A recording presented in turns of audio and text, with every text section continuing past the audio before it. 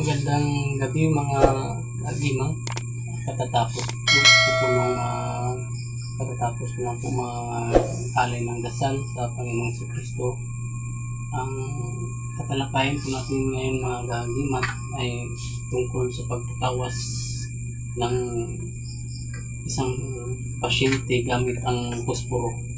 Noong nakarang araw mga kagiman, nabahagi po sa inyo ang pagtatawas gamit ang isang itlog.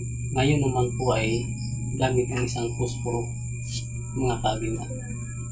Dapat kung kayo po yung magbulong gamit ang isang posporo mga kagiman, dapat ito po yung bagong bili. Wala po siyang bawas. At sa pamamagitan ng paggamit ng posporo, kumuha lang po kayo ng isang palito at dasalan ng isang sumasampalataya, isang Abaginong Maria at isang Ama Namin. At kunin niyo po ang buong pangalan ng isang pasyente at pagkatapos ng dasal, iihip sa posporo sabay ang pangalan ng pasyente ng buong pangalan. At dito sa tatlong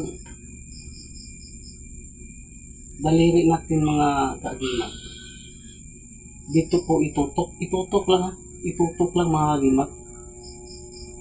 Pag once na ito ang mag-react mga kagimat, pagtutok mo ng ganyan, pag once na nag-react ang isang daliri dito, ibig sabihin nagalaw po siya ng espiritu, masamang espiritu. Pero kung once na pagtutok mo na hindi gumagalaw o nag-react ang isang pasyente, ibig sabihin wala siyang sakit dyan, hindi siya ginagalaw.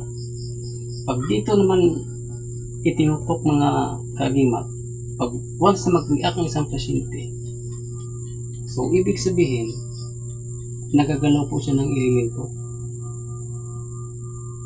Pag tinutok mo ulit, kung hindi man siya nag-react o nasasaktan, ibig sabihin hindi po siya nagalaw. Sa tatlong daliri dito mga kagimat at sa panghuli mga kagimat,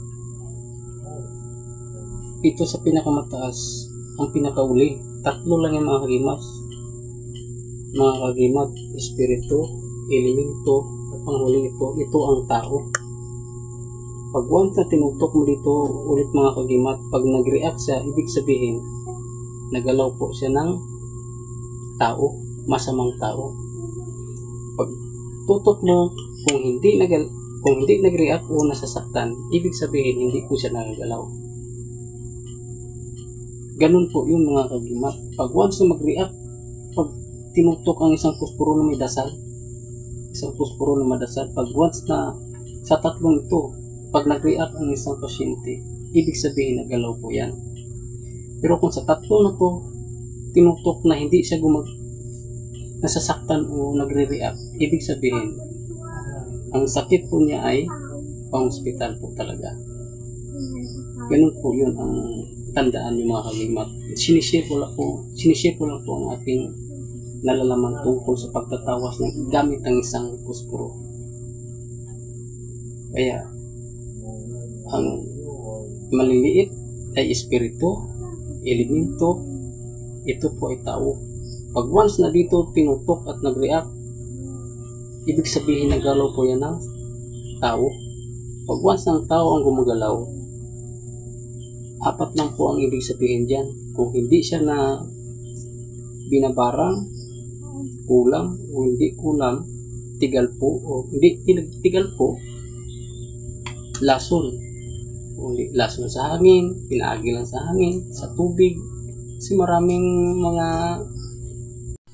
At ngayon lang po, at yan lang po ang maisishare ko sa inyo ngayong gabi po mga kagimat, mga kaantingira at kaantingiro, at sa lahat ng taga-subaybay sa aking channel. Mapagpalang gabi po sa inyo, at sa susunod po natin pakikita sa susunod kong video. Please subscribe sa aking channel at God bless po.